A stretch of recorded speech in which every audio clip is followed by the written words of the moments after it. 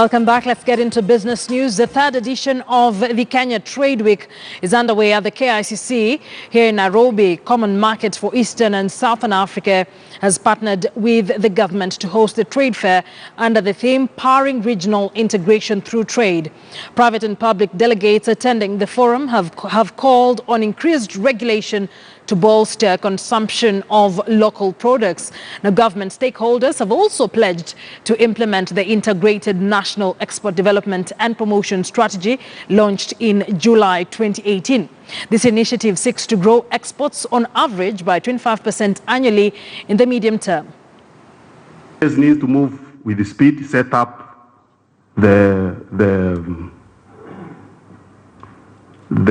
implementation unit that will be driving this agenda of increasing, developing and promoting exports. Let us see now each department, each agency carrying out its own responsibility as provided for in the strategy. Let us see where bottlenecks are that are making it difficult for you to do your bit, so that then we can be able to address that. We are focusing on the export development and promotion strategy. And we are looking at also emerging issues in trade, such as especially that focus on fair trade practices and consumer protection. Africa's population is 1.2 billion people, and by 2050, Africa's population is going to be 2.5 billion people. By 2050, Africa's working age population is going to be 1.2 billion. By 2050, Africa's working age is going to be the biggest in the world, bigger than India, bigger than China. So we have a huge opportunity in front of us. If we can address the challenges and look at the market in a very different way, I'm sure we can come up pretty and happy. And all the people out there who are looking at Africa as a manufacturing source, I think it's the right thing to do. Now, the hearing of an appeal filed by the Directorate of Criminal Investigations, Nordin Haji, challenging the 2.3 billion shilling Miwani land grab case ruling will start on the 25th of July before the Anti-Corruption and Economic Crimes Division of the High Court in Nairobi. Now, in his application, the DPP, represented by Assistant Director of Public Prosecutions Frederick Ashimosi Shitambasi, wants 5 suspects who were acquitted by Kisumu Chief Magistrate Julius Ngarngar in the alleged multi-billion shilling scandal to be charged afresh. The prosecution further told Justice Ngongi Mumbingugi that the appeal is arguable and has reasonable chance of success. The 5 include Kibos Sugar Factory Chairman Sukwinda Singh Chate, Ian Gakoi Minor, Philip Kabita Odongo, Epanaito Apondo Okoyo and Crossley Holdings Limited.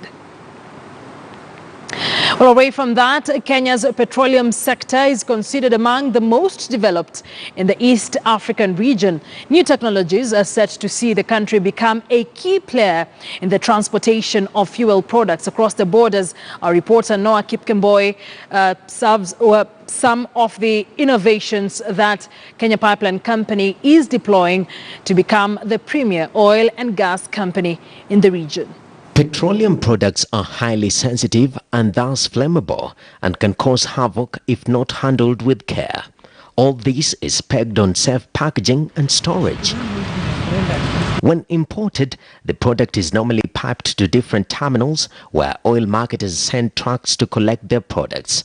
There are 2 ways of loading the petroleum products into the truck. One is top loading, where the product is delivered through manholes on top of the truck. The safety aspect of the top loading is wanting because the generation of the fumes is a bit high and the people who are loading are inhaling it directly. Although it's a technology which has been there and it's in use, most of these trucks which we load in Eldoret, some of them are not compliant with the bottom loading. To counter the risks that come with top loading, a new technology has been unveiled, dubbed bottom loading. Bottom loading is a method of filling tank trucks by pumping chemical, petrochemical or petroleum products into cargo tanks through a system of valves and fitting mounted under a truck, which has been a game changer for petroleum players. We have seen that it's safe to operate with the bottom loading facility. In that, generation of fumes is limited, and again, the static charges are minimized. We have also seen an improvement in the throughput, in the sense that the flow rates of the bottom loading is higher than the normal loading. The industry players are noting these advantages. So most of them complied, and in effect what we saw that is an increase in the throughput because more trucks came to Eldoret to lift product, and in effect the throughput went up. Nokip Kimboy, KTN Business. Now, the Central Bank of Kenya, in partnership with the Monetary Authority of Singapore, have organized the very first Afro-Asia Fintech Festival in Africa, being held here in Nairobi. The two-day festival, which ends on the 16th of July, is themed Sustainable Finance, Inclusive and Green. It provides a platform for Africa and Asia to explore sustainable financial services and innovations. Key participants include the Central Bank of Kenya Governor Patrick Njoroge.